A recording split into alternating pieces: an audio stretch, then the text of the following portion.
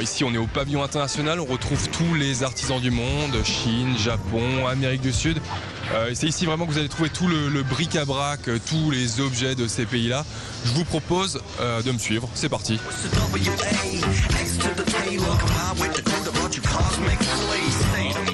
Vous avez plein d'objets, plein de poupées, vous pouvez un peu m'expliquer tout ce que c'est tout ça? Oui, japonais, beaucoup de monde achète, et ça pour collectionneur, tout ça, oui.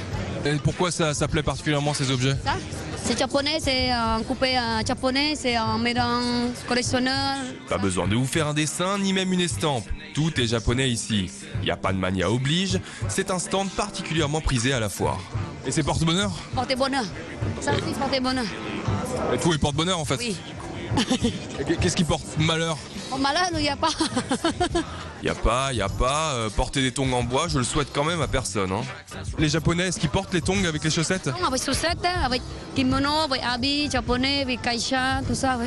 Il n'y a pas que les Allemands qui portent les tongs avec les chaussettes? Ah, avec chaussettes, avec chaussures, avec kimono, habits, tout ça. Alors s'il faut mettre les chaussettes, le Japon, très peu pour moi. En plus là, ça devient dangereux. On continue donc notre tour du monde, direction la Tunisie. Là, vous vous attendez à ce que je dise une crasse? Pas du tout. On va parler poterie. Et la particularité de celle-ci, c'est qu'elle sente le jasmin. Une spécialité tunisienne, une manière aussi d'amener au voyage la population de la foire. Ça y est, on a reçu nos cadeaux, reste plus qu'à attendre que ça sèche. Et du coup, ça sèche dans 10 minutes? Attention, 10 minutes, rendez-vous arabe, on y est d'accord. 10 minutes rendez-vous arabe, ça veut dire quoi? 10 minutes rendez-vous arabe. En soleil, 10 minutes, pas ici. Donc ici, vu qu'il n'y a pas de soleil, ce sera plus que 10 minutes, c'est ça? Ouais, voilà, ça sera 2 heures. 2 heures, ça nous laisse le temps d'aller chez un autre Tunisien. En plus, il a quelque chose de spécial et mystérieux à nous montrer. On met un peu de coca par là. On fait abracadabra. Ça tombe pas. On met un peu de whisky par là. Aussi, ça tombe pas. On mélange et ça fait cocktail. Waouh, mais comment ça marche? Il faut acheter toujours deux. Une casée pour voir qu'est-ce qu'il y a dedans et l'autre pour regarder. Sacrée technique de vente. Et puisqu'on est en Tunisie, j'imagine que les prix ne sont pas fixes. Chameau magique, ça dépend. Il est à combien? Il est à 7 euros. 3 5. 3 5. C'est garanti jusqu'à la caisse. Ni 3, ni 7, on fait 5. 5 euros, emballage gratuit aussi. Et garanti jusqu'à la maison. Bah attends, je vais aller voir d'autres marchands. Ici, je trouve que c'est un peu le souk. Bonjour. Est-ce que vous avez un kimono en XXXXXXXXXXXXL? Je crois que c'est non là. Hein. On passe à un autre continent, direction le Chili, ses ponchos, ses pulls à motifs et surtout sa laine d'alpaga. Et elle est imperméable, moi je pense au crachat de lama, est-ce qu'elle les supporte? Non, le lama, l'alpaga ne crache pas, c'est le lama qui crache. Ah oui, mais si on a une laine en alpaga, qu'on va au Pérou et qu'on se fait cracher par un lama? Pourquoi vous voulez vous faire cracher par un lama?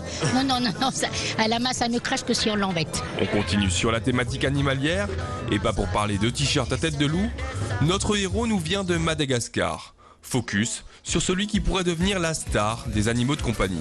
Alors le Bernard l'ermite, c'est l'animal de compagnie qui va détrôner le poisson, c'est ça? Exactement. C'est quoi les avantages du Bernard l'ermite? Les avantages, c'est que ça mange tout ce qu'on mange. Ça a besoin de très peu d'entretien. Le sable, vous le changez une fois par an. Ça change de coquille quand il en a envie. C'est-à-dire c'est vous qui... On peut s'amuser à changer les coquilles, c'est un peu comme un portable, c'est ça? On lui met des coquilles vides comme là qui est à disposition. C'est leur garde-robe. Et ils changent quand ils en ont envie. C'est un peu moins bête qu'un poisson rouge. Exactement. Ça tourne pas en rond. Au moins, on peut les manipuler à la main, ceux-là. Est-ce que c'est un animal intelligent, entre guillemets? On peut dire que ça a du flair quand même, parce que quand on lui donne à manger, il y va tout seul. Honnêtement, franchement, quand on lui donne des spaghettis ou des quoi que ce soit, automatiquement, on ira dessus. Ça mange n'importe quoi, mais attention, selon l'espèce, ça peut prendre du poids. De la taille d'un ballon de foot. Oui, tout à fait. C'est McDo à gogo. Hein. Même kebab, hein. Un animal sympa dont la femelle peut pondre jusqu'à 10 000 œufs dans une vie.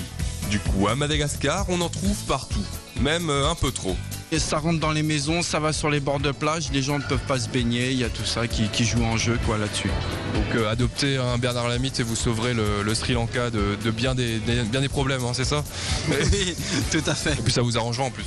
Oui, dans un sens, on leur sauve la vie, ceux qui sont ici, de toute manière. Une dernière course de Bernard Lhermitte pour la route, ça marche pas trop, hein. Mieux vaut passer à l'expérience. Bah oui, maintenant c'est l'expérience. Les 19h moins 10, la foire ça ferme à peu près dans 10 minutes.